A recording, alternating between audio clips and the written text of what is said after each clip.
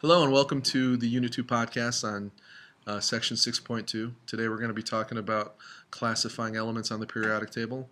I'm Mr. Sakaguchi. And I'm Mr. Lin. And let us start.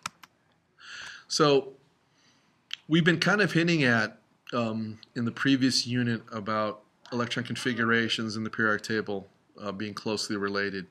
And so today part of what we're going to do is we're going to relate configurations and previous things from the first unit to this unit. So if you noticed, we discussed earlier in this unit about how John Newlands recognized that certain elements repeated themselves, and then Moseley also integrated that into the modern periodic table.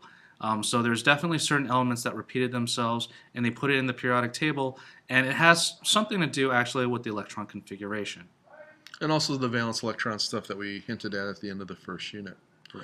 So here we have, in this particular slide, the electron configurations of the first four elements in group 1A, or the alkali metals. Sorry. If you notice, the one thing that they all have in common is that they all end in S1. Okay? So remember, what they end in represents their valence electrons. And what we find is that the number of valence electrons that these guys have are all the same. And this, it kind of explains why these alkali metals have very similar chemical properties as well as physical properties. So that means when they combine or react with other chemicals, they do so in the same ratios. Mm-hmm.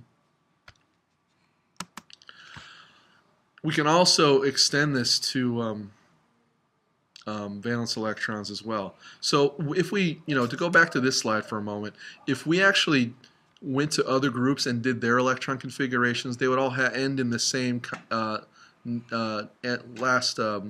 sublevel, similar to the alkali metals. So some groups would end in S2, some would end in P1, and so on. And we find that all the groups behave in this manner.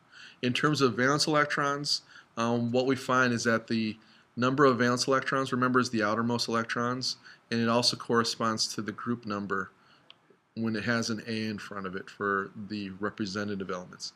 So this is group 1A. It has one valence electron, and notice that everything in this column has one valence electron. This is something we talked about in the previous slide. 2A elements all have two valence electrons, and they would all end in S2. 3A elements have three valence electrons. 4A, 4, 5A, 5, and so on. Notice that helium isn't here because it only has two. That's an exception, but for the most part, the pattern continues throughout. Right. So if you ever forget how many valence electrons go with a specific element, when you look at the periodic table, all you have to do is reference the top of your periodic table, and it'll say 1A or 2A, and that will tell you how many valence electrons there are. So let's say you're just looking up oxygen, you forgot how many valence electrons it has, and it's in group 6A. Well, that'll tell you there are 6 valence electrons for oxygen. Remember, there has to be an A there. Don't use the numbers that don't have the A or B in front of them. Right.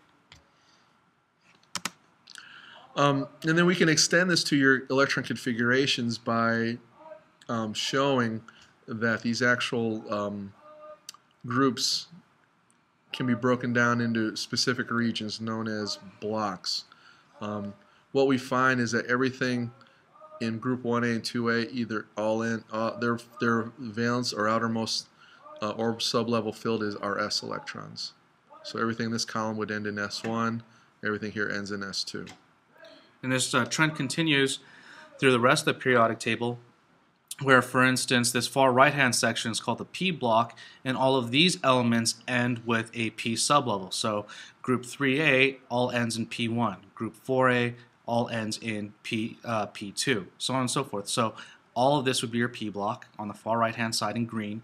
In the middle, in this brown color, are your transition metals, and these all end in D. So this is the D block, and at the bottom, you've got your F block in this purple color. And that's your rare earth metals, or actinide and lanthanide series.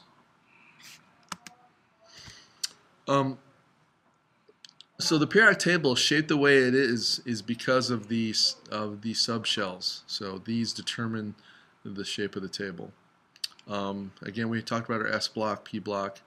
Now, the reason why it's group 3A is we total up the S and the P, because if you remember, both of these will have the same principal energy level number values. So this is, for instance, this could be 2S2, 2P1, so that's why it adds up to 3, the 2 and the 1. The D block has a lot of exceptions, so be careful, and as well as the F block.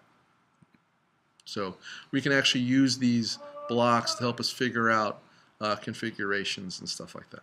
Right, especially the noble gas electron configurations when you start getting into the heavier elements. That's it.